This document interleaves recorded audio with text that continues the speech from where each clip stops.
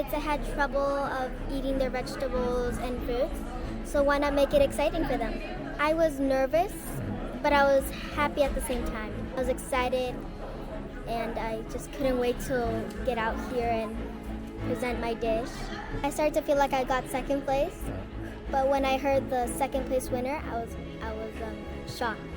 I felt amazed and confused and happy at the same time.